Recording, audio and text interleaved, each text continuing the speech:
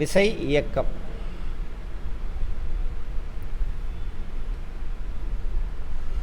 Force and motion.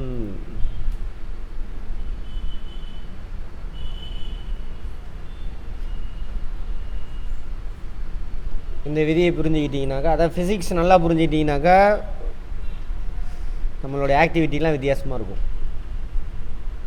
அதை புரிஞ்சு எந்த வேலையும் செய்வோம். ஓகேவா? எக்ஸாமுக்காக படிக்காதீங்க தயவு செஞ்சு.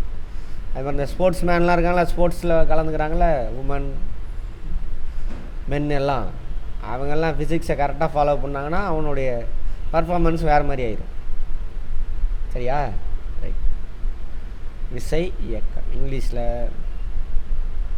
ஃபோர்ஸ், விசை. விசை இல்லைன்னா ஒன்றுமே கிடையாது. ஓகேவா? ஒரு பொருள் தன்னுடைய நிலையை மாற்றணும்னா அதுக்கு தேவை விசை, ஃபோர்ஸ். ஒரு பொருள் டெஃபினிஷன், ஒரு பொருள் தன்னோட நிலையை மாற்றிக்கினா என்ன வேணும்? விசை வேண்டும். அதேமாரி அதோட விசை என்னென்ன வேலையெல்லாம் செய்யும் பாருங்கள். ஒரு பொருள் தன்னுடைய நிலையை மாற்றும், ஒரு பொருளோட நிலையை மாற்றும். நிலைன்னா என்ன சார்? நின்றுக்கிட்டு இருந்தால் நின்றுக்கிட்டே இருக்கும். ஓடிக்கிட்டு இருந்துச்சு, அதான் இயக்கத்தில் இருந்தால் இயக்கத்திலே இருக்கும். அந்த இயக்கம் எப்படி இருக்குனாக்கா நேர்கோட்டில் இருக்கும், வட்டமாலாம் அடிக்காது. அது எவ்வளோ கிலோமீட்டர் வேகத்தில் போகுதோ அதுக்கு அத்தனை கிலோமீட்டரில். இப்போ ஸ்பேஸில் ஒரு பொருள் 10 கிலோமீட்டர் வேகத்தில் போயிட்டுருக்கு பர் ஹவரில் அப்படின்னா 10 கிலோமீட்டர் வேகத்தில் பர் ஹவரில் போயிட்டே இருக்கும். அதோட வேகத்தை மாற்றுறீங்க, வேகத்தை ஒன்று குறைக்கிறீங்க அல்லது வேகத்தை அதிகப்படுத்துகிறோம், அதுக்கு என்ன வேணும்? விசை தேவை. அல்லது அதை நிறுத்தணும், அந்த பொருளை, இயக்கத்தில் இருக்கிற பொருளை என்ன பண்ணணும்? நிறுத்தணும், அதுக்கு விசை வேணும். அது மாதிரி நின்றுக்கிட்டு இருக்கிற பொருளை என்ன பண்ணணும்? ஓட வைக்கணும், அதுக்கு என்ன பண்ணணும்? விசை வேணும். ஓகேவா? இப்போ தலையை ஆத்துட்டீங்களா, அங்கே விசை செயல்படும். மசிலில் கழுத்தில் ஒரு பக்கம் புல்லிங் ஃபோர்ஸ் செயல்படும். விசையில் மேஜராக 2 இருக்குது, நிறைய வகை இருக்குது, மேஜராக 2. இழுவிசை, புல்லிங் ஃபோர்ஸ். இது இல்லைன்னா நம்ம லைஃபே கிடையாது. நம்ம ஓடுறது, ஒடியாடுறது, இப்போ தலையாட்டுறது, கண்ணு சிமிட்டுறது எல்லாம் விசையினால தான் நடக்குது. உந்து விசை இதுக்கு ஆப்போசிட்டு. இது இழுக்கிறது, அது தள்ளுறது. கான்செப்டை புரிஞ்சுக்கிட்டு அப்படியே இது பண்ணுது. Pushing force.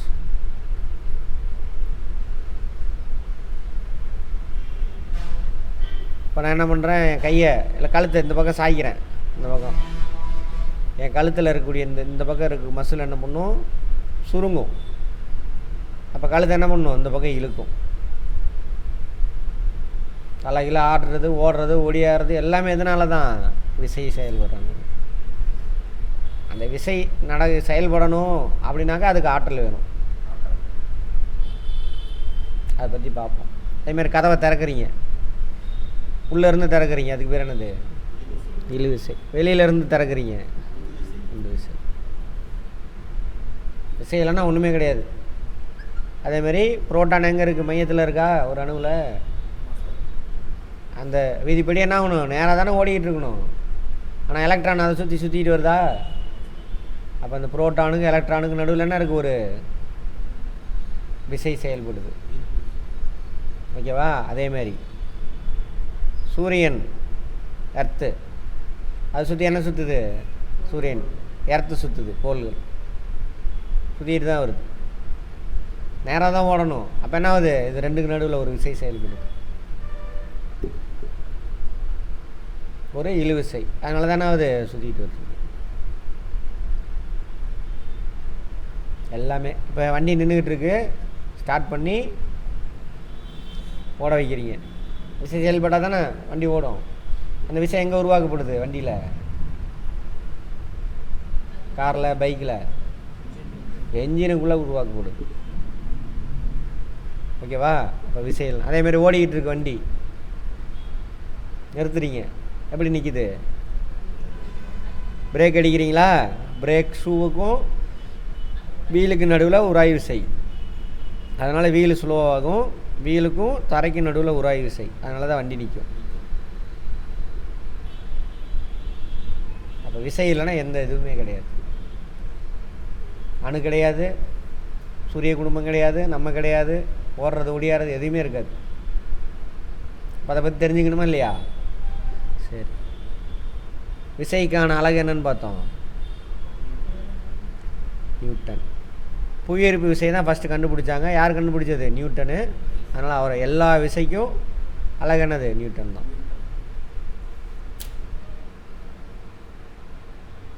விசை உருவாக்கணும்னா அங்கே என்ன வேணும்? ஆற்றல் வேணும், எனர்ஜி. விசை ஃபோர்ஸு, ஆற்றல் எனர்ஜி. ஆற்றலுக்கான அலகு என்னது? ஜூல். எப்பவும் ஒரு வகையான ஆற்றல் ஜூல் தான். என்ஜின்லாம் தயாரிக்கிறான்ல, பைக்கு கீக்கெலாம் இந்த இதை புரிஞ்சு வச்சு தான் தயாரிக்கிறான். அது ஒன்றுமே கிடையாது. டுபாகூர் மெக்கானிக்கல். யார் மெக்கானிக்கல் இன்ஜினியருங்க நீங்கள்?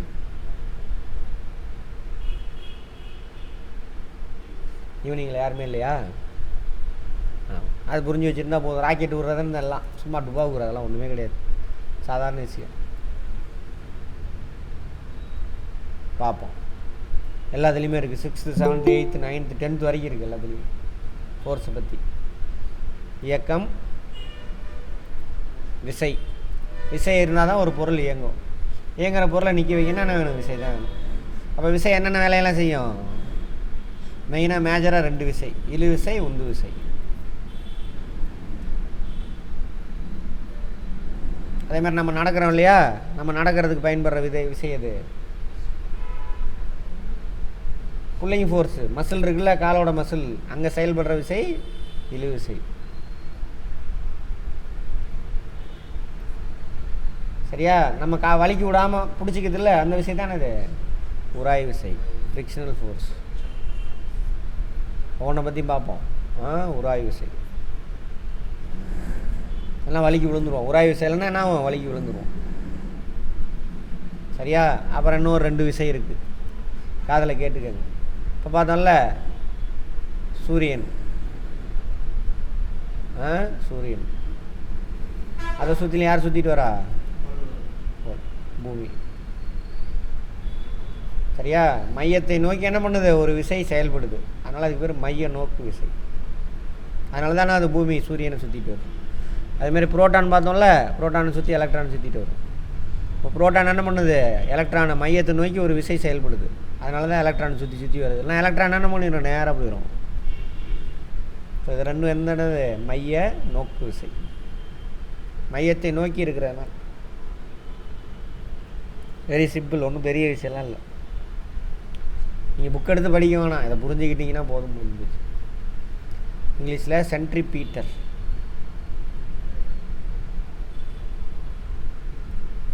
ஒவ்வொரு விசைக்கும் அதுக்கு சமமான எதிர் திசையில் செயல்படக்கூடிய ஒரு விசை இருக்கும். அதுக்கு பேர் என்னது? மைய விலக்கு விசை. அது மாதிரி செயல்படும். அதே மாதிரி மையத்தை நோக்கி இருக்கா, இதுக்கு ஆப்போசிட்டில் ஒரு விசை செயல்படும். அதுக்கு பேர் மைய விலக்கு விசை.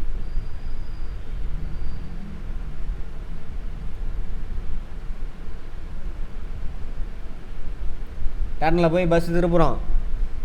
பஸ்ஸு லெஃப்ட்டில் போவோம், நம்ம எந்த பக்கம் போவோம்? ரைட்டில் போவோம். பஸ்ஸு திரும்புதா? லெஃப்ட்டில் திரும்புது. மைய நோக்கு விசை. மையத்தை நோக்கி திரும்புதுன்னா என்ன அர்த்தம்? வட்டம் அடிக்குது. அதுக்கு ஆப்போசிட்லன்னா நம்ம பாடியில் ஒரு விசை செயல்படுது. அப்படி அந்த பக்கம் போய் விடுவோம் ஆப்போசிட்டில். அதில் வந்து என்னது? மைய விலக்கு விசை. சென்ட்ரிபீகல் ஃபோர்ஸ், சென்ட்ரிஃபியூகல்.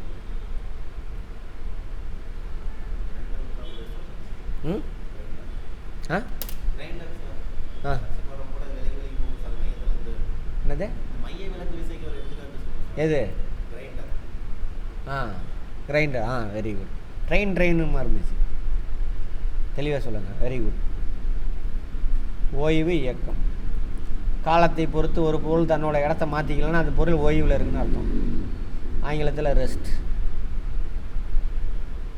இப்போ நான்லாம் ஓய்வில் இருக்கும், நம்மளாம் ஓய்வில் இருக்கோம். பட் உங்கள் தலை ஓய்வில் இல்லை. தலை என்ன பண்ணுது? ஆடுதா? தலை இயக்கத்தில் இருக்குது. பேசுகிறீங்க, உதடு இயக்கத்தில் இருக்குது, கை இயக்கத்தில் இருக்குது. ஆனால் நம்ம எங்கே இருக்கோம்? ஓய்வில் இருக்கோம், ரெஸ்ட். காலத்தை பொறுத்து நம்ம என்ன பண்ணுறோம், இடத்த மாற்றிக்கிட்டே இருந்தீங்கன்னா இயக்கத்தில் இருக்குன்னு அர்த்தம். மோஷன், இயக்கம்.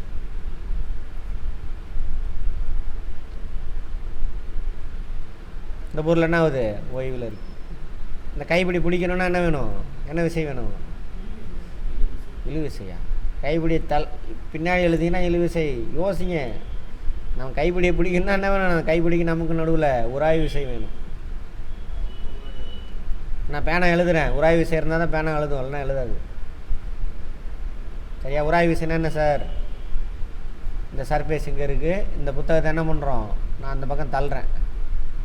தள்ளும் பொழுது இந்த புத்தகத்துக்கும் டேபிளுக்கு நடுவில் ஒரு விசை செயல்படும். புத்தகம் அந்த பக்கம் போகுதா, போகாதான்னு பிடிச்சா என்ன பண்ணும், டேபிள் இந்த பக்கம் இழுக்கும். அதுக்கு பேர் தான் உராய்வு விசை. சொரசொரப்பாக இருந்தால் தான் உராய்வு விசை அதிகமாக இருக்கும். மேடு பள்ளம், சொரசொரப்புனா என்ன தான் மேடு பள்ளம். இந்த டேபிளில் அந்த பொருள் ரெண்டோட சர்ஃபேஸ் இருக்குல்ல, மோதக்கூடிய சர்ஃபேஸ், அதில் என்ன ஒன்று மாலிக்குலாம் மேடு பள்ளமாக இருக்கும்.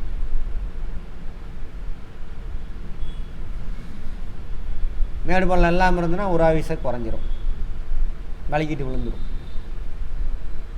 சரியா? எண்ணெய் இதில் போட்டு விட்டிங்கன்னு வச்சுக்கோங்க, இந்த மேடு பள்ளத்தெல்லாம் எண்ணெய் போய் உக்காந்துக்கும், சமமாயிடும். அப்போ போய் எடுங்க, கையில் என்ன ஆகாது, பாத்திரமோ அது நிற்காது, வலிக்கு விழுந்துடும். அப்போ ஒரு பொருளை பிடிக்கணும், தூக்கணும்னா என்ன வேணும், உராய்வு விசை வேணும்.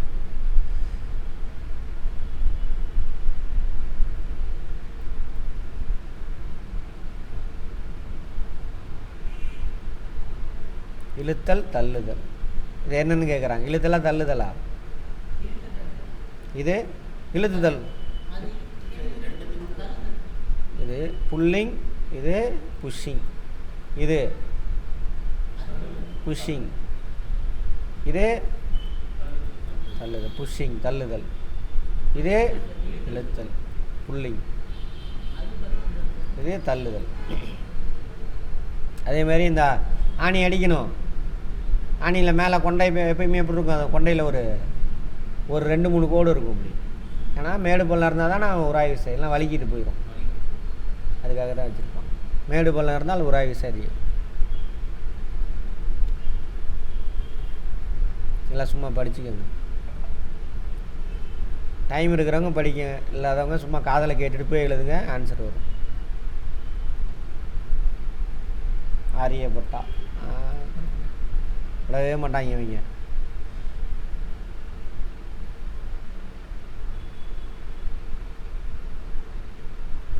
சரி, வானில் நமக்கு நட்சத்திரம் என்ன ஆகும், கிழக்குலேருந்து மேற்கு நோக்கி போகிற மாதிரி இருக்கும்.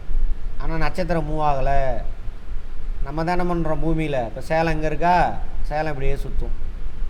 அப்படி சுற்றுறதுனால வானத்தில் இருக்க நட்சத்திரம், அதாவது தமிழில் பூமி எப்படி சுற்றுது, மேற்குலேருந்து கிழக்கு நோக்கி.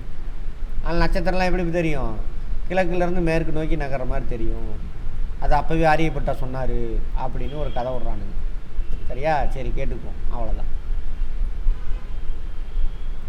புதுசாக ஏதாவது கண்டுபிடிச்சாங்க நாங்கள் அப்பயே சொல்லிட்டாங்கன்றாங்க இந்த குரூப்பு. நம்ம எவிடன்ஸ்லாம் இருக்காது. கேட்டால் நாங்கள் அப்பயே ராக்கெட் விட்டோம், ஃப்ளைட்டில் விமானம்லாம் இருந்துச்சு, என்னடான்னு கேட்டாக்கா அப்போ பார்ப்போம்ல அந்த பழைய கதையெல்லாம் வரும்ல, ஆகாய விமானத்தில் போய் ராஜா போய் யாரையா காப்பாற்றுவார், மாயாஜால படம்லாம் இருக்குல்ல, அந்த கதையெல்லாம்.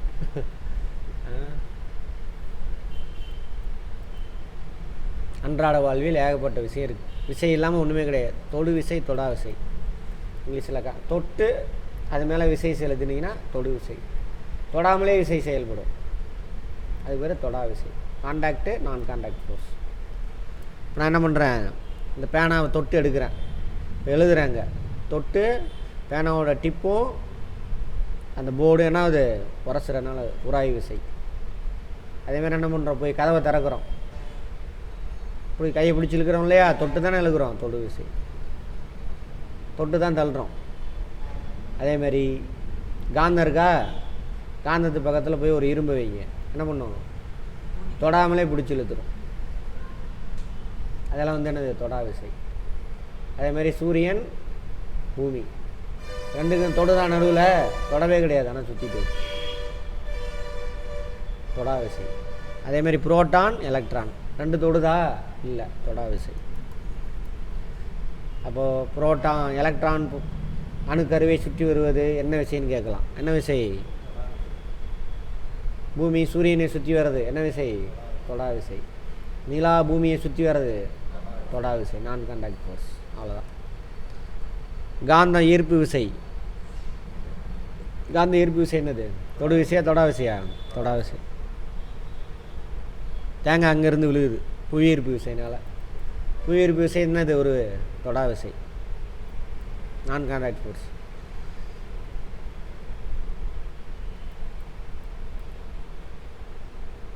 தொடு விசை, தொடா விசை.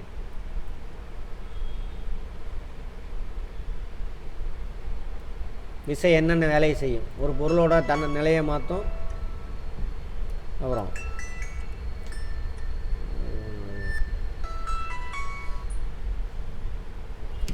அதேமாதிரி என்ன பண்ணும்? விசை ஒரு பொருளோட ஷேப்பையை மாற்றும், வடிவத்தை மாற்றும்.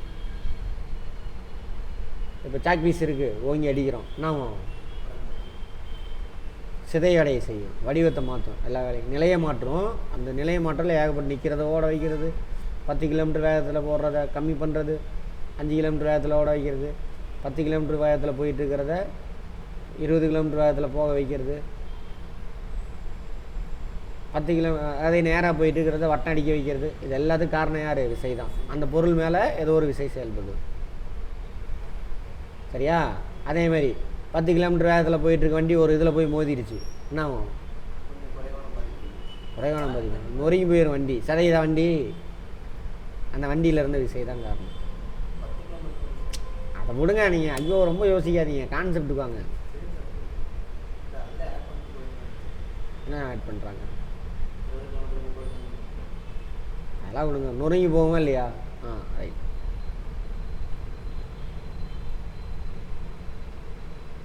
இந்த செவத்தை பிடிச்சி நம்ம 10 பேர் சேர்ந்து தள்ளுறோம், இதில் ஏதாவது நடக்குமா? செவரு நொறுங்குமா? செருங்க நின்றுட்டு இருக்க செவரு நகர்ந்துருமா? சரியா? அப்போது இதெல்லாம் நடக்கலாம். ஒரு பொருள் மீது எக்ஸ்ட்ரா விசை செயல்பட்டால் நொறுங்கலாம், வேகத்தை அதிகரிக்கலாம், குறைக்கலாம், திசையை மாற்றலாம், நிறுத்தலாம். அதெல்லாம் நடக்காமலும் போகலாம். ட்ரெயின் போயிட்டுருக்கு 10 கிலோமீட்டர் வேகத்தில், நான் போய் பிடிச்சி இழுக்கிறேன், நிற்குமா? அப்போ நான் அந்த பொருள் மேலே, அந்த ட்ரெயின் மேலே விசை செலுத்தாமையாக இருக்கேன்? செலுத்துறேன். போய் எதிரில் போய் நின்று தடுக்கிறேன், ட்ரெயின் நிற்கும். அது பாட்டில் அது வேகத்தில் போய் போடா அங்கே. அப்போ இதெல்லாம் நடக்காமலும் இருக்கலாம். அப்போது விசை ஒன்று ஒரு பொருள் மீது செயல்பட்டால் அதோட நிலையை மாற்றலாம், அதோட ஷேப்பை மாற்றலாம், அல்லது இந்த இதெல்லாம் மாற்ற முயற்சிக்கும் செயல், அதுக்கு பேர் தானே அது விசை.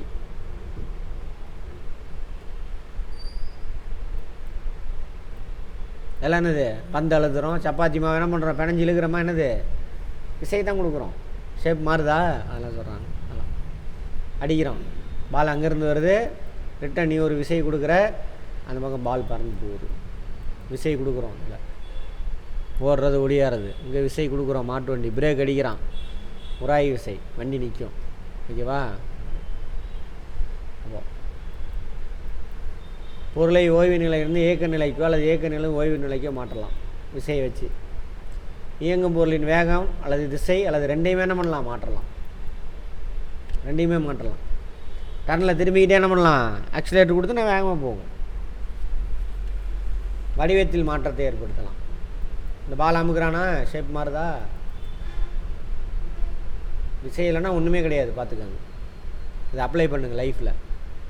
இயக்கம் காலத்தை பொறுத்து ஒரு பொருள் தன்னுடைய இடத்த மாற்றிக்கிட்டே இருந்ததுன்னா அது இயக்கத்தில் இருக்குதுன்னு அர்த்தம். மோஷன் இங்கிலீஷில்.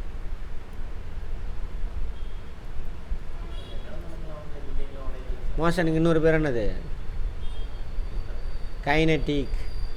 இயக்கத்துக்கு இன்னொரு பேர் என்னது? கைனட்டிக். என்ன?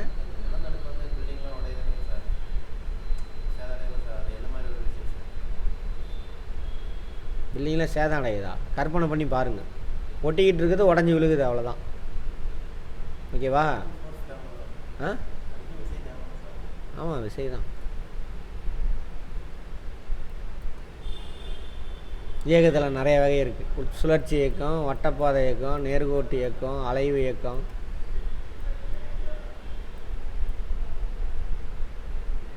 இந்த பென்சில் இந்த ஆக்டிவிட்டி செய்ய சொல்கிறாங்க. பென்சில் இந்த மாதிரி இது பண்ணி வட்டம் போட சொல்கிறானுங்க. அதை விட்டுருங்க. நேர்கோட்டு இயக்கம், ஒரு பொருள் நேராக போயிட்டே இருக்குது, அதான் நேர்கோட்டு இயக்கம். நேராக நடந்து போகிறோம், நேர்கோட்டு இயக்கம். இங்கிலீஷில் லீனியர் மோஷன். 100 மீட்ரு ட்ராக் இருக்குல்ல, எப்படி இருக்கும்? நேராக இருக்கும். 100 மீட்ரு ஓட்டம் என்ன மாதிரியான இயக்கம்? நேர்கோட்டு இயக்கம். வளைவு பாதை இயக்கம். 200 மீட்ரு ஓட்டம் ரவுண்ட் அடிப்போம், வட்ட இயக்கம், சர்க்குலர் மோஷன். முன்னோக்கி சென்று கொண்டு தனது பாதையின் திசையை தொடர்ந்து மாற்றிக்கொண்டே இருக்கும் பொருள் இருக்கும். வீசி எறியப்பட்ட பந்து. வீசி எறியப்பட்ட பந்து என்னது? நேர்கோட்டு இயக்கமா வட்ட இயக்கமா? எப்படி சொல்லுங்க. சொல்லிட்டீங்கன்னா நான் உங்களுக்கு சரி.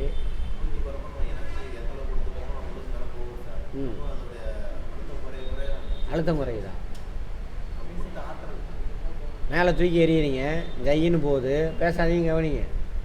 மேலே எறிங்க, ஜையின்னு போகுது. திரும்ப இங்கே தானே விழுகும். எங்கெங்கே வட்டம் வருது? சொல்லி முடிங்க பார்ப்போம்.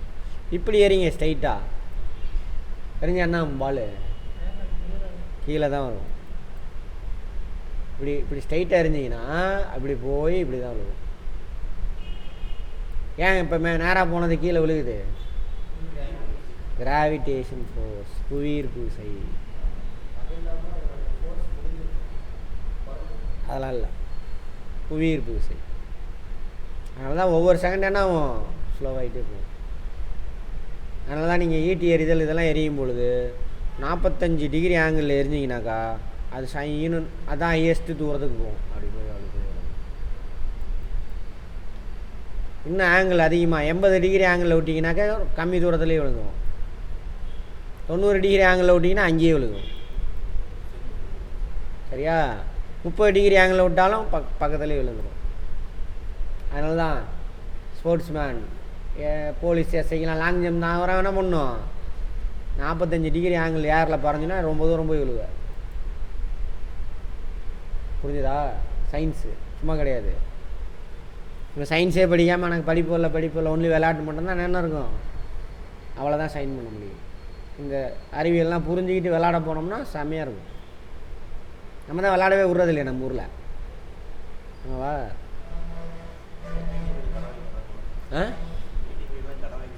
ஆமாம், கடன் வாங்கிக்கிறாங்க. அப்படியே இவனை அறிவாளியாக மாற்றிடுறாங்க. எல்லாம் மண்ணு முட்டியாக தான் மாற்ற போகிறோம். வார்த்தையை மனப்பாடம் பண்ணுறது. முதல்ல அவனை விளையாட விடணும். விளையாட விட்டால் தான். ஏன்னா காடு மலை இதெல்லாம் ஓடி தெரியறதுக்காக உருவான நம்ம உடம்பு நம்மளுக்கு. அப்போ ஃபிசிக்கல் ஆக்டிவிட்டி நல்லா இருந்தால் மூளை நல்லா வேலை செய்யும். ரூமில் தங்கி படிச்சுட்டே இருங்களே, ரூம்லேயே உட்காந்து படிச்சுட்டே இருங்க. 1 மாதம் 2 மாதம் மெண்டல் ஆயிடுவாங்க, சைக்கோ ஆயிடும். மண்டையிலே ஏறாது, ஒரு மாதிரியாக இருக்கும். நல்லா அனுபவப்பட்டிருக்கேன். அப்படிலாம் படிக்கவும் முடியாது. முதல்ல 20 நிமிஷத்துக்கு மேலே தொடர்ந்து ஒரு வேலையை ஒருத்தனால செய்ய முடியாது. டிவி எத்தனை நாள் பார்க்கலாம் சொல்லுங்கள் பார்ப்போம். டிவி ரொம்ப பிடிச்ச வேலை தானே நமக்கு. ஒரு ரூமில் அடைச்சி வச்சு எல்லா சாப்பாடும் கொடுத்துக்கிட்டே இருக்கேன், உட்காந்து டிவி பார்த்துக்கிட்டே இருறா அப்படின்னு எத்தனை நாள் இருக்க முடியாது? 10 நிமிஷமா? ஒரு நாள் சாயந்தரம் வரைக்கும் தாக்கு பிடிக்கும். சாயந்தரம் போடா டிவி ஆஃப் பண்ணிட்டு, மிஞ்சி போனால் 2 நாள் 3 நாள்.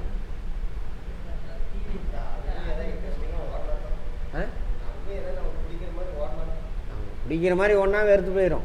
ஸ்வீட்டாக சாப்பிட்டுட்டு இருந்தீங்கன்னா எப்படி இருக்கும்? லட்டாக சாப்பிட்றீங்க, லட்டு பிடிக்குது, சாப்பிட்டுட்டே இருக்கீங்க. எத்தனை லட்டு சாப்பிடுவீங்க? அங்கங்கே போகாதீங்க, ஓகேவா?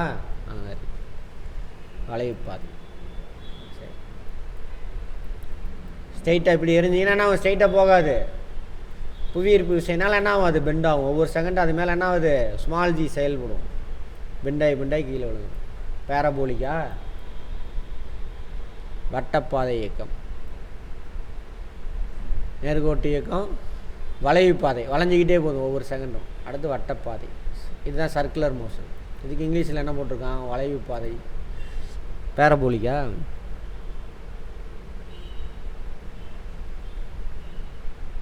இதெல்லாம் ஐஏஎஸில் கொஸ்டினுங்க. அதில் ப்ரிலிம்ஸில் மொக்க கொஸ்டின்னு புரிஞ்சு படிக்காதனால கஷ்டமானுங்க.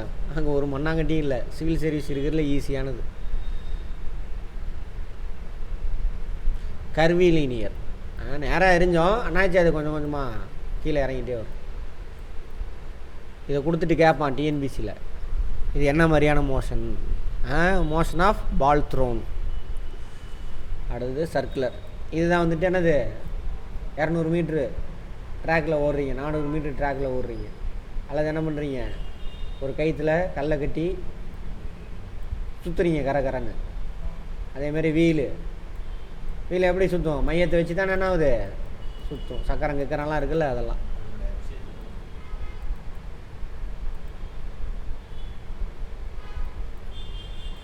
தற்சுழற்சி ஒரு அச்சினை மையமாக கொண்டிருக்கும் பொருளின் இயக்கம் தற்சுழற்சி.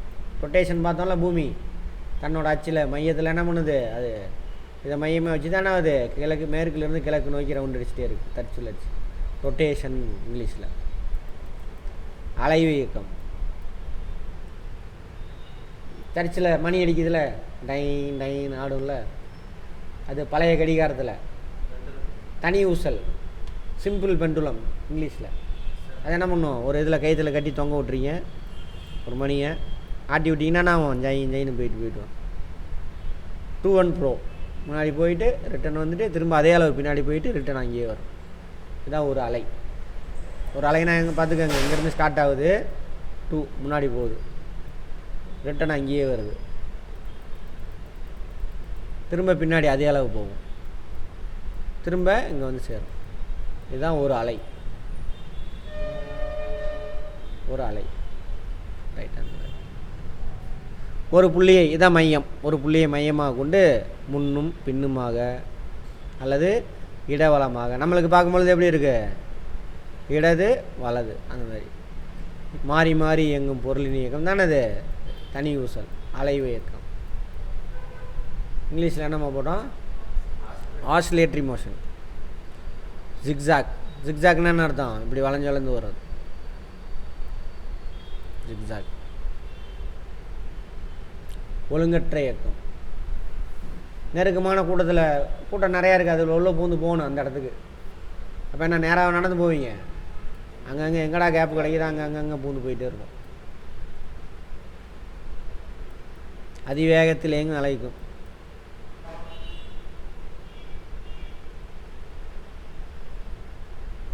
நெகிழிப்பட்டைன்னா என்னது, நெகிழிப்பட்டை இழுத்து பிடிக்க சொல்கிறான். ரப்பர் பட்டை, ரப்பர் பேண்டு இழுத்து நீங்களே என்ன பண்ணுங்க, 2 விரலில் மாட்டி இப்படி வச்சுக்கோங்க, சுண்டி விடுங்க, அந்த ரப்பரைனா முன்னாடி பின்னாடி அலையும். அதான இருக்குல்லே அதிவேகத்தில் இயங்கக்கூடிய அலைவு இயக்கமாகும் ஆசிலேட்டரி மோஷன். ஃபாஸ்டஸ்ட்டு, அப்போ என்ன ஒளி உண்டாகும். இங்கன்னு சத்தம் வருதா, ஒளி. கால ஒழுங்கற்ற மாற்றம், குறிப்பிட்ட பீரியடில் கரெக்டாக டைமுக்கு நடந்ததுன்னா கால ஒழுங்கு மாற்றம். அது எப்போயாவது நடக்கும், அப்போ இயக்கமாக சரி, கால ஒழுங்கற்ற இயக்கம்.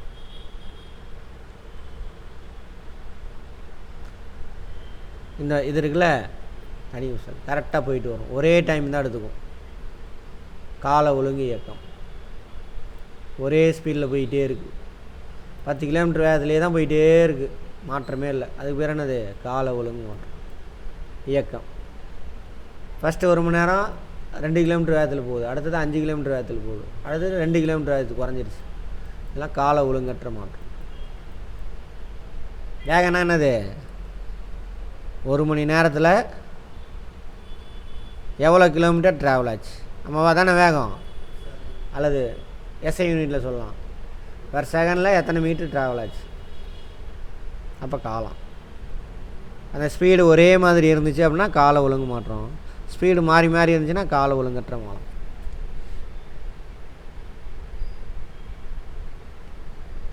பூமியை சுற்றி வரக்கூடிய நிலாவுடைய இயக்கம் கால ஒழுங்கு இயக்கம். கரெக்டா? அடுத்து நம்ம சூரியனை சுற்றி வர பூமி கால ஒழுங்கு மாற்றம். கரெக்டாக சுற்றி வர எவ்வளோ நேரம் எடுத்துக்குது? ஒரே டைம். அதான் அலைவு இயக்கம் அனைத்துமே கால ஒழுங்கு இயக்கமாக அமையும். கடிகாரம்லாம் பார்த்தாலும் இப்போ பெண்டுலம் ஒரே டைம் எடுத்துக்கும். அதனால் கால ஒழுங்கு இயக்கங்கள் அனைத்தும் அலைவு இயக்கமாக காணப்படாது. இப்போ பூமி சூரியனை சுற்றிட்டு வருது, கால ஒழுங்கு இயக்கம். பட் அலைவு இயக்கமாக அது இல்லை, முன்னாடி பின்னாடி போயிட்டு வந்தால் தான் அலைவு இயக்கம். ஆல்டர்னேட்டிவ் கரண்ட் என்ன இயக்கம்? மின்சாரத்தில் ஏசி பார்த்தோமா? என்னது ஆல்டர்னேட்டிவ் கரண்ட். அங்கே எலக்ட்ரான் என்ன ஆகும்? முன்னாடி ஓடும் பின்னாடி வரும், முன்னாடி ஓடும் பின்னாடி வரும். ஒழுங்கற்ற இயக்கமா? ஆசிலேட்டரி மோஷனுங்க இது. இப்போ தாங்க சொன்னேன். எங்கள் முன்னாடி பின்னாடி போனாவே என்னது? அலைவு இயக்கம். இவ்வளோ தூரம் சொல்லி தானே திரும்ப திரும்ப சொல்கிறீங்களே, என்னத்தை சொல்கிறது? தான் கதை தான் சொல்லிகிட்டு இருக்கிறேன். அடுத்தது வேகம். வேகம் என்னென்ன சார்? ஓரளவு காலத்தில் ஒரு பொருள் கலந்த தூரமே என்னது? அதோட வேகம். மொத்தமாக கடந்த தொலைவு டிஸ்டன்ஸு, எடுத்துக்கொண்ட காலம். டிஸ்டன்ஸ்னால் என்னது? நீளமா? நீளத்தினுடைய எஸ்ஐ அலகு என்னது? மீட்டர். காலத்துடைய எஸ்ஐ அலகு என்னது? வினாடி, செகண்ட். மீட்டர் பர் வினாடி. இதான் இதுக்கான ஃபார்முலா, வேகத்துக்கான ஃபார்முலா. மீட்டர் பர் வினாடி அலகு, வேகத்துக்கான அலகு. ரெண்டையும் சேர்த்து தான் சொல்லணும், சும்மா சொல்லக்கூடாது. எவ்வளோ வேகத்தில் போகுது? 50 கிலோமீட்டருங்க அப்படின்னு சொல்லக்கூடாது. ஆனால் வேகம்னு சொன்னாவே என்ன அதில் குறைஞ்சி உள்ள மாட்டிக்குது. புரிஞ்சுக்கணும், மனப்பாடம் பண்ண கூட லைஃபுக்கு இது எல்லாம் இந்த லைஃப்பில் அப்ளை பண்ணி பார்த்துக்கிட்டே இருக்கணும். சரியா? ஸ்பீடுன்னு சொன்னாவே என்னது? எவ்வளோ தூரம் எவ்வளோ நேரம் அது சொல்லியே ஆகணும். அப்போ தான் அது கரெக்டு. அதனால தான் போய் பாருங்கள், ஸ்பீடோ மீட்டர் இருக்கா போட்டிருக்கும் பாருங்கள், கிலோமீட்டர் ஸ்லாஷ் போட்டு அச்சு போட்டிருக்கு. 1 மணி நேரத்தில் எத்தனை கிலோமீட்டர் ட்ராவல் பண்ணியிருக்கு. சரியா? ரைட். ஒரு வாகனம் 1 மணி நேரத்தில் 300 கிலோமீட்டர் தொலைவை கலந்துருக்கு. அப்போ அதோட வேகம் எவ்வளவு? 300 கிலோமீட்டர் பர் ஹவர். ஒரு பொருளானது 10 மீட்டர் தொலைவினா 2 நொடியில் கிடக்குது. அப்போ அதை எடுத்துக்கிட்ட கடந்த தொலைவு எது? 10 மீட்ரு. எடுத்துக்கிட்ட காலம் 2 டிவைட் பண்ணுங்கள், 5 மீட்ரு பர் செகண்ட். அதோட வேகம் எவ்வளவு? 5 மீட்ரு பர். பட் அது டோட்டலாக கடந்தது எவ்வளவு? 10 மீட்ரு. அதோட வேகம் 5 மீட்ரு பர். புரிஞ்சுக்கிட்டீங்கன்னா போதும், ஃபார்முலாலாம் மனப்பாடம் பண்ண தேவையில்ல, ஆட்டோமேட்டிக்காக ஃபார்முலா வந்துடும். உங்கள் மூளை கொடுத்துரும். நான் குத்து மதிப்பாக போட்டேன், ஐயோ நான் படிக்காமல் போட்டேன், மனப்பாடம்லாம் பண்ணல, புரிஞ்சதை வச்சு போட்டிருக்கீங்க. உன் அறிவு இருக்குது, அதை சிந்திச்சு போட்டிருக்கீங்கன்னு அர்த்தம். அதுதான் வேணும் கவர்மெண்ட் எம்ப்ளாயி. ஒரு பேருந்து 150 கிலோமீட்டர் தொலைவினை 3 மணி நேரத்தில் கிடக்குது. அப்போ அதோட வேகம் எவ்வளவு? எதில்? எஸ்எஸ்சிலையா? பார்த்தீங்களா? ரைட். புரிஞ்சிருந்தால் போதும். நீங்கள் எஸ்எஸ்சி என்ன ஐஏஎஸ்ஐ கிளியர் பண்ணிடலாம். நான் அதான் சொல்கிறேங்க. நம்ம கிளாஸை புரிஞ்சுக்கிட்டீங்கன்னா இதுதான். நீங்கள் எஸ்எஸ்சிக்கெலாம் நம்மக்கிட்ட படிக்கிறதில்ல, சும்மா ஜுஜிபி. நான் எஸ்எஸ்சி எழுதிட்டு வந்துருக்காரு. எவ்வளோ கொஸ்டின் வந்தது உங்களுக்கு? பார்க்கலையா? இல்லை, பார்த்தோன்னே எல்லா கொஸ்டின் தெரியுதா? எங்கே கற்றுக்கிட்டீங்க? எங்கள் கிளாஸில் சும்மா எஸ்எஸ்சிக்கே படிச்சிங்க. புரிஞ்சுதா? ஜென்ரல் ஸ்டடீஸ் இது. நீ அமெரிக்காவில் போய் இந்த மாதிரி ஒரு எக்ஸாம் எழுதுனாலும் அங்கே இந்த கொஸ்டின் தான் வரும். சால்வ் பண்ணி போடுற மாதிரி இருக்கும், மனப்பாடம் பண்ணிட்டு எழுதுகிற மாதிரி இருக்கும். சரியா? ஆமாம். எஸ்எஸ்சிலாம் சும்மா ஜுஜிபி நம்ம இதில் படிக்கிறது. அதுக்கு மேலே என்ன படாது? ஐயா, ஆமாம், அதுக்கு மேலே இதெல்லாம் 150 கிலோமீட்ரு டிவைடட் பை அவன் என்ன வேணாலும் கொடுத்து தொலைகிறான் 3 மணி நேரம். அப்போ ஒரு ஹவரில் எவ்வளோ தூரம் வளர்ந்துருப்பான்? 60. ஃபார்முலாலாம் தேவையில்லை. முதல் மணி நேரத்தில் 60, அடுத்தது 60, அடுத்தது 150. அவ்வளோதான், முடிஞ்சு போச்சு. டோட்டலாக கடந்தது எவ்வளவு? 150. ஃபார்முலாம் மனப்பாடம் தேவையில்லை. அதே 60 கிலோமீட்டர் வேகத்தில் ஒருத்தன் போயிட்டுருக்கான், வேகம்னு சொல்லுவாங்க, பர் ஹவர் சொல்ல மாட்டான், வேகத்தில் போயிட்டுருக்கு. அந்த வண்டி 3 மணி நேரம் ட்ராவல் ஆயிடுச்சு. மொத்தமாக கடந்த தொலைவு எவ்வளவு? 1/2 மணி நேரம். 60 கிலோமீட்டர் வேகனான்னு அர்த்தம் பெர் ஹவர். 1 மணி நேரத்தில் 60, 3 மணி நேரம் ட்ராவல் ஆகிருக்கு. 360 எவ்வளோ? 150. ஃபார்முலா தேவையா அதுக்கு?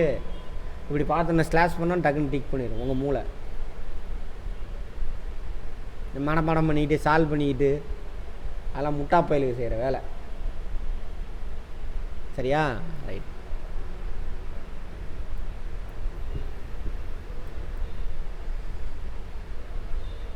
எஸ்ஐ யூனிட் என்னது? Meter per second. இதோட வேகத்தினுடைய எஸ்ஐ யூனிட். வேகம் மட்டும் இல்லை, திசை வேகனா வேறு வார்த்தையை மாறுதில்ல. வேகனா ஸ்பீடு இங்கிலீஷில், திசை வேகனா வெலாசிட்டி. ரெண்டுக்கும் எஸ்ஐ யூனிட் ஒன்று தான், meter per second. But concept வேறு வேறு. திசை வேகனா வேறு, வேகனா வேறு. இதெல்லாம் சால்வ் பண்ணுங்க. ஒரு வாகனம் 150 மீட்டர் தொலைவினே 10 வினாடியில் கலக்குது. அதோட வேகம் எவ்வளவு? 150 / 10. 5 மீட்டர். மொட்டையாக சொல்லக்கூடாது. 5 மீட்டர் பெர் செகண்டு. வினாடி தானே? 5 மீட்டர் பெர் செகண்ட். மொட்டையாக சொன்னீங்கன்னா மாட்டிக்குவேன் எங்கேயாவது போய். அது ஃபஸ்ட்டு கற்றுக்கிற வரைக்கும். பெரியார் தனது மிதிவை 2 மணி நேரத்தில் 40 கிலோமீட்டர் தூரம் பயணம் செய்கின்றார். அவருடைய வேகம் என்ன? Very good. 80 கிலோமீட்டர் பெர் வேகம். வேகம் தானே கேட்குறாங்க.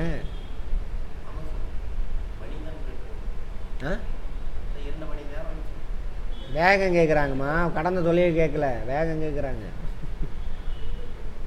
2 மணி நேரத்தில் 40 கிலோமீட்டர் கடந்தா. அப்போ 40 / 2 எவ்வளவு?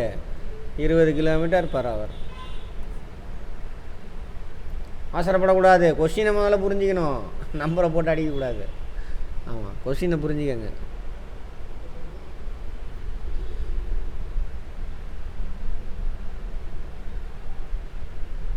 இது பசங்களை வச்சு அவங்க விளையாட சொல்கிறாங்க. வேகம்.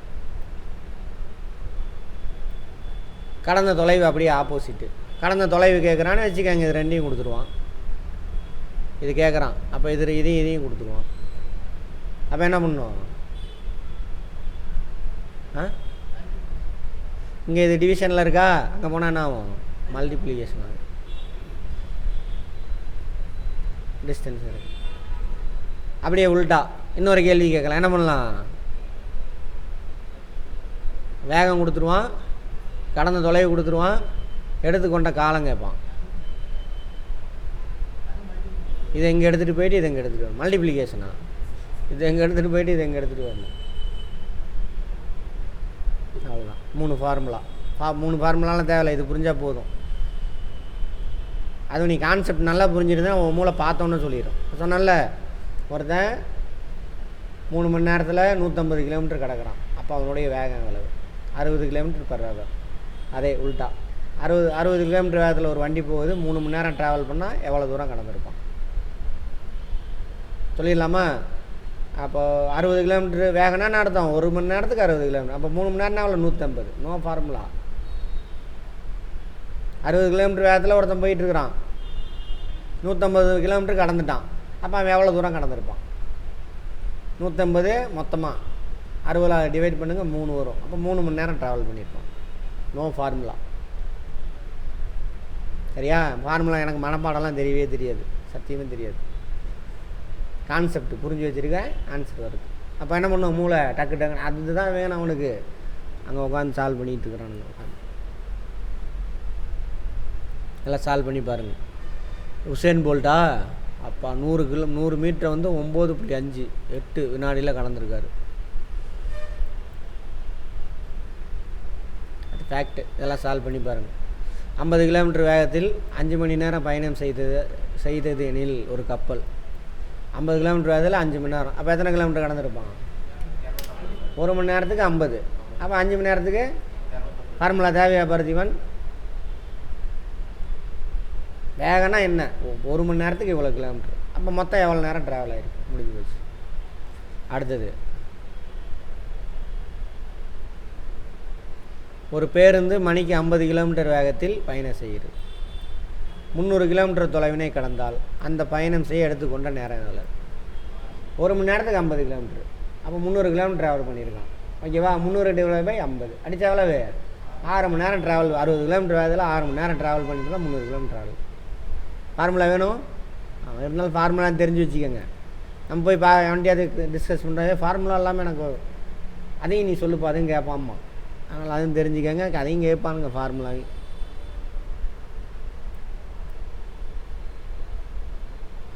நீங்கள் 10 கிலோமீட்டர் தொலைவினை 2 மணி நேரத்தில் கடந்தால் உங்களுடைய வேகம் எவ்வளவு? 5 km/h. ஓகேவா? மணிக்குன்னு கேட்டான், வேகம் மணிக்கு எவ்வளோன்னு கேட்டான். அதனால் மணிக்கு முன்னாடி போட்டோன்னா 5 கிலோமீட்டர். நீங்கள் 15 கிலோமீட்டர் தொலைவினை அரை மணி நேரத்தில் கிடைக்க முடியுமானால் உங்களால் 1 மணி நேரத்தில் டேஷ் தொலைவினை கிடைக்க முடியும். 30. Very good. அப்போது உங்களின் வேகம் என்ன? வேகம் என்ன? 1 மணியா? 1 மணினா நேரங்க. நான் கேட்டது உங்களுடைய வேகம் என்னன்னு கேட்குறாங்க. சத்தமாக சொல்லுங்கள். 30 km/h முழுசாக சொல்லி முடிங்க. நீங்கள் மணிக்கு 20 கிலோமீட்டர் வேகத்தில் 2 மணி நேரம் ஓடினால் கடந்த தொலைவு 40 கிலோமீட்டர். அவ்வளோதான். இங்கே அவர்லாம் சொல்லக்கூடாது. 1 மணி நேரத்துக்கு 20 கிலோமீட்டர் வேகத்தில் போகிற, 2 மணி நேரம் ஓடுற, அப்போ எவ்வளோ தூரம் கடந்திருப்ப? 40. லைஃப் முடிஞ்சு போச்சு. தகவல் அறிவோம்.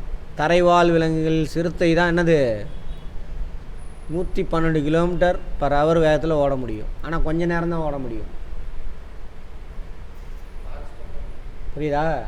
ஆனால் கொஞ்ச நேரம் தான் ஓட முடியும், குறிப்பிட்ட செகண்டு தான் ஓட முடியும். அதனால தான் சிறுத்தை என்ன பண்ணால் பதுங்கி அதை வேட்டையாடுதில்ல, அது பக்கத்தில் போகும்.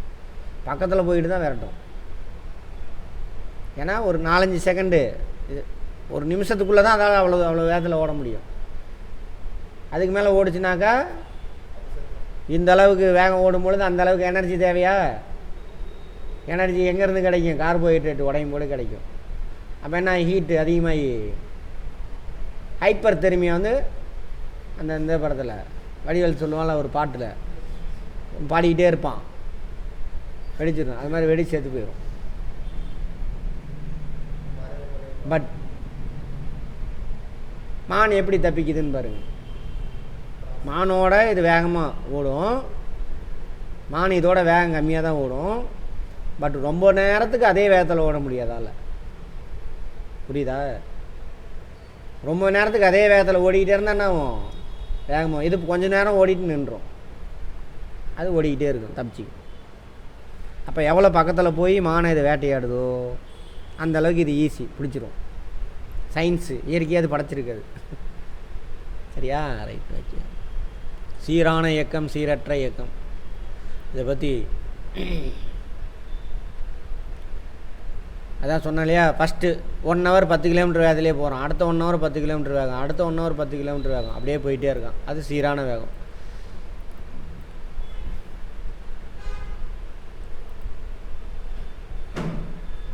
இங்கிலீஷில் என்ன டேம் அதுக்கு? Uniform motion. சீரான என்னென்ன யூனிஃபார்ம் மோஷன். சீரற்ற வேகம். ஃபஸ்ட்டு 1 hourல 10 km வேகத்தில் போகிறான், அடுத்த 1 hourல என்ன பண்ணுறான்? 20 km இன்க்ரீஸ் ஆகும், அடுத்த 1 hourல 30 km இன்க்ரீஸ். அடுத்து என்ன பண்ணுறான்? சடனாக வேகத்தை குறைச்சிக்கிட்டே வரான். இப்போ பஸ்ஸு இங்கேருந்து கிளம்பி பழைய பஸ் ஸ்டாண்டுக்கு போகுது. அது சீரான வேகமாக சீரற்ற வேகமாக? வண்டி ஸ்டார்ட் ஆகும்போது இது 0, அடுத்த செகண்டில் என்ன ஆயிரும்? வேகம் அதிகமாகும், அப்படியே அதிகமாகிட்டே போகும். ஏன்னா குறுக்க வந்தானே என்ன பண்ணுவான்? வேகத்தை குறைச்சிருவான். கேட்பாங்க, ஒரு ரோட்டில் பஸ் இயங்குது, அது என்ன வேகத்தில் போகும்? சீரான வேகமாக யூனிஃபார்ம் மோஷன், நான் யூனிஃபார்ம் மோஷன். பூமி சுற்றுறதெல்லாம் சீரான வேகம். ஓகேவா? அவ்வளோதான். கூட்டு இயக்கமா? கூட்டு இயக்கம் இங்கிலீஷில் காம்ப்ளெக்ஸ் மோஷனா, காம்பவுண்டு மோஷனா? புரிஞ்சுக்கிறேன். அவ்வளோதான். இந்த படிக்கிறது நான் படிக்கல அந்த கதையெல்லாம் இருக்கக்கூடாது. ஒன்ஸ் புரிஞ்சுக்கிட்டிங்கன்னா தூங்குறப்ப எழுப்பி இது கேட்டாலும் என்ன பண்ணணும்? சொல்ல முடியும். நம்ம இந்தியன் ஸ்டடியிலேருந்து வெளியில் வாங்க. நார்மல் இயற்கையான படிப்பு, அதுக்கு வாங்க. படிப்புனா என்ன அர்த்தம்? நம்மளை சுற்றியில் நடக்கிறத புரிஞ்சு. Multiple motion. இப்போ மிதிவண்டி, என்டையர் வண்டி நான் ஓட்டிகிட்டு போகிறேன் நேர் கோட்டில், அது என்ன மாதிரியான மோஷன்? நேர் கோட்டு மோஷன். சரியா? பெடல் சுற்றுதா, அது என்ன மோஷன்? Circular motion. வீல் சுற்றுதா, என்ன மோஷன்? 2-3 இயக்கம் இருக்கா, இதெல்லாம் சேர்ந்து அதானது கூட்டு இயக்கம். என்னது? Multiple motion.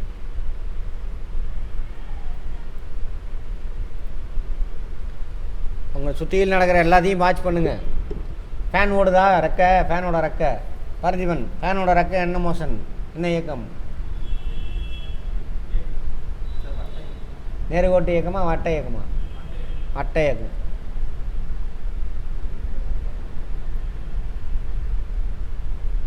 தொடு, அது வேணாம், அதை விட்டுருங்க. போதும், வெரி குட்.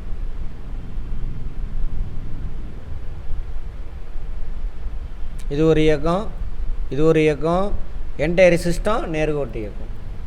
சக்கரம் இதெல்லாம் வந்து என்னது? வட்ட இயக்கம்.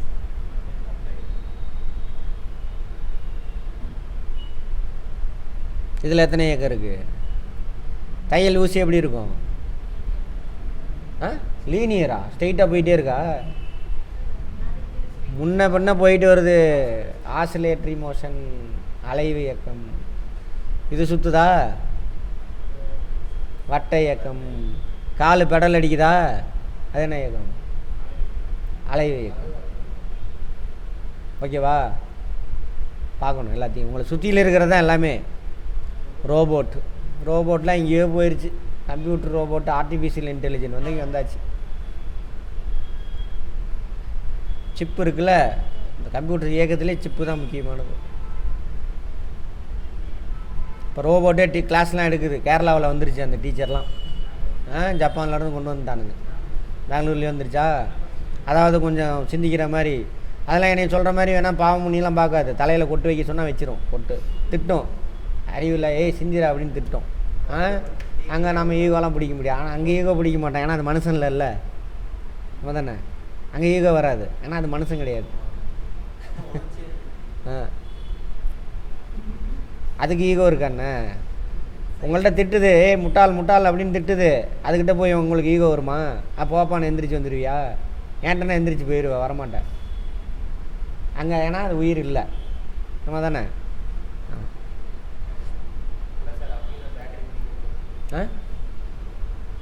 பேட்டரி பிடிங்கி விட்ருவியா? ஆமாம், அவ்வளோ பெரிய ஆளா நீ அப்படின்னா? ரோபாட்டிக்ஸ்னால் ரோபோவை பற்றி படிக்கிறது. ரோபாட்டிக்ஸ் அதெல்லாம் தாண்டிடுச்சு. இப்போ ஏஐ வந்துருச்சு, சாட் ஜிபிடி எங்கேயும் போயிட்டுருக்கு. உணர்திறன் அதெல்லாம், அதை சும்மா பார்த்துக்கோங்க. செயற்கை நுண்ணுரை வந்துட்டோமா, ஆர்டிஃபிஷியல்னு இதெல்லாம் நிறைய பேசியாச்சு. அதனால் நான் சொல்லணும்னு அவசியம் இல்லை. சிந்திக்காது, சிந்திக்க வச்சுட்டானுங்க இப்போது. அதான் ஆர்டிஃபிஷியல் இன்டெலிஜென்ஸ். மனசு மாதிரியே உன்னோட ஃபேஸை பார்த்து, அதான் இங்கே பார்த்தோம், உங்களோட ஃபேஸை பார்த்து உங்களோட உணர்வை புரிஞ்சுட்டு அதுக்கு தகுந்த மாதிரி அது ரியாக்ட் பண்ணும். சரியா? ரைட். அதான் அதே மாதிரி இதெல்லாம் மைக்ரோ நானோ ரோபோட்டு. ரத்தத்தில் ஏதாவது ஆப்ரேஷன் பண்ணும், அல்லது எங்கேயாவது உள்ளே ஏதாவது பிரச்சனை இருக்கான்னு கண்டுபிடிக்கணும்னா இந்த ரோபோட்டை உள்ளே நம்ம பிளட் வெசலுக்குள்ளே அனுப்பி விட்ருவோம். பிளட் வெசல் எப்படி இருக்கும் கண்ணிக்கே தெரியாது, நானோ ரோபோட்டு.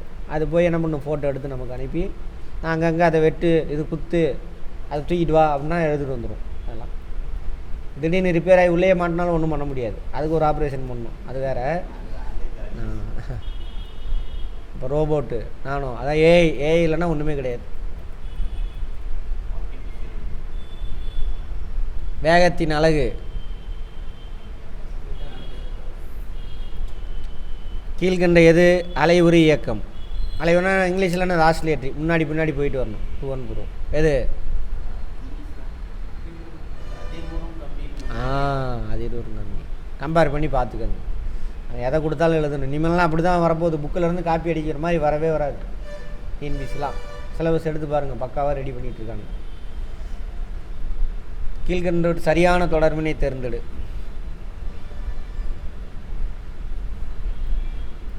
சரியா? Second one.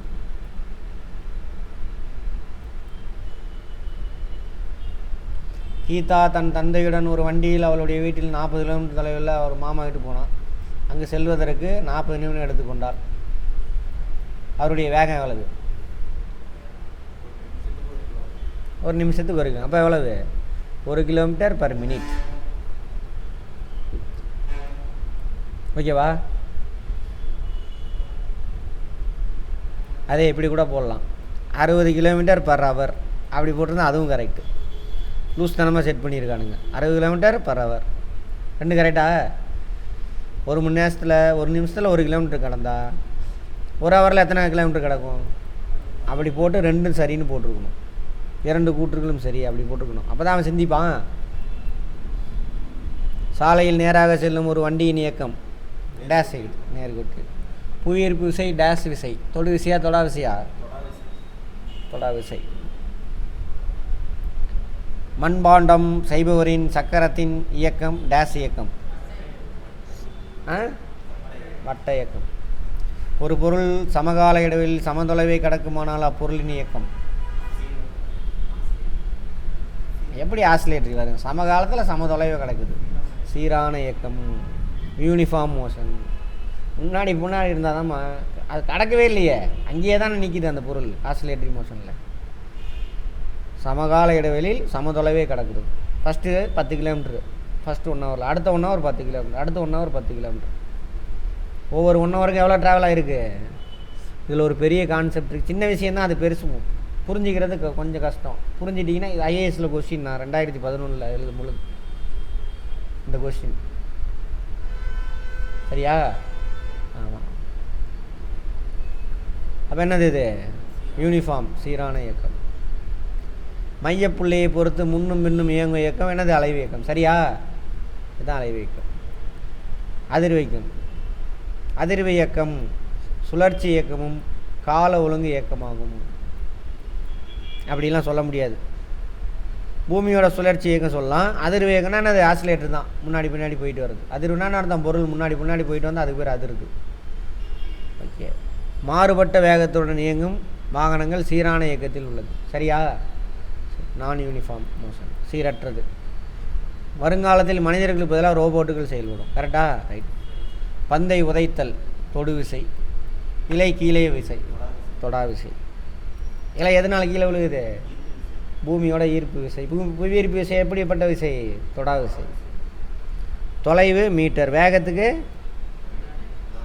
பின்னாடி. அங்கே உள்ளதை பார்த்து சொல்லுமா.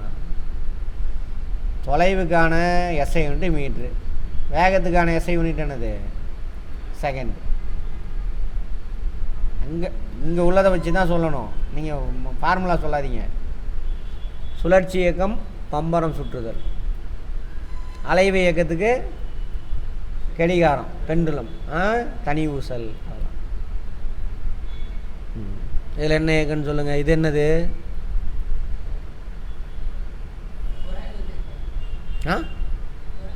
இயக்கத்தை பற்றி பேசிகிட்டு இருக்காங்க, நீங்கள் உராய்வு விசையை பற்றி பேசுகிறீங்க. எல்லாமே உராய்வு விசையினால தான் நடக்கும். உராய்வு விசையெல்லாம் இதில் எந்த செயலும் நடக்காது. நேர்கோட்டு இயக்கம் ஜைன்னு சரி, நேராக தானே போகுது. நேர்கோட்டு இயக்கம், நேர்கோட்டு இயக்கம் இது. ரெண்டாவது சுழற்சி இயக்கம், தற்சுழற்சி. மூணாவது அலைவு இயக்கம். பார்த்திபன் லைனுக்கு வந்துட்டீங்க. இப்போ தான் இவ்வளோ நாள் கழிச்சு நீ தான் பேசுகிறீங்க. நம்ம லைனுக்கு வர்றதுக்கு இவ்வளோ நாள் ஆயிடுச்சு. நாலாவது என்னது? வட்ட இயக்கம். இது எங்கே? எது சுழற்சி இயக்கம்? வீலு, டயர் கிடையாது, வீலு. வீல். அப்பா பார்த்திபன் பேச ஆரம்பிச்சிட்டாரு, சந்தோஷம். இல்லை, இங்கே வர எல்லா ஸ்டூடெண்ட்டுமே ஃபஸ்ட்டு வந்தோன்னு அப்படி தான் இருப்பாங்க. ஏன்னா நம்ம கேள்வி ஆன்சரை மனப்பாடம் பண்ணிட்டோமா, அங்கே வந்தோன்னே சார் ஒரு மாதிரி இருக்குது சார். காலையில் ஒருத்தன் அப்படி தான் இப்போ தான் சேர்ந்தான் சார், ஃபிசிக்ஸ் பார்த்தா எனக்கு தலை சுற்றுது சார். யார்? இல்லை, நீ வந்தப்போ அப்படி தானே இருந்தீங்க. இப்போ எப்படி ஆயிடுச்சு? இப்போ அவர் பட்டாசு காலையில் எல்லாம் அவர் தான் ஆன்சர் பயங்கரமாக சொல்கிறார். சரி, ஏன்னா ப்ராக்டிக்கலாக மாறிட்டிங்கன்னா முடிஞ்சு போச்சு. அப்போ வந்தால் என்ன பண்ணணும்? கொஞ்ச நாளைக்கு நம்ம கிளாஸில் கப்பு சிப்புன்னு உட்காந்துருந்தா கேள்வி கேட்கணும். அறிவை வளர்த்துக்கிறதுல முதல் ஸ்டெப்பே கேள்வி கேட்குறது. கேள்வினா என்கிட்ட கேட்குறது இல்லை, ஃபஸ்ட்டு இந்த வார்த்தைக்கு என்ன அர்த்தம் ஏன்ட்டையும் கேட்கணுங்க. எப்போ? ஃபஸ்ட்டு இந்த வார்த்தைக்கு என்ன அர்த்தம்னு கேள்வி கேட்டு புரிஞ்சுக்க ஆரம்பிக்கணும். அப்பயும் புரியல, அப்போ வந்து என்கிட்ட கேட்கணும். ஓகேவா? ஆமாம். கேள்வியே கேட்காம அதுக்கு பேர் படிப்பே கிடையாது, நொடிப்பு. அந்த வார்த்தையை நான் மனப்பாடம் பண்ணிவிட்டு எனக்கு எல்லாம் தெரியும் அப்படின்னு வரப்பா சுற்றிட்டு தர்றது. நானும் அப்படி தான் சுற்றிக்கிட்டு இருந்தேன். சரியா? ரைட், பார்ப்போம்.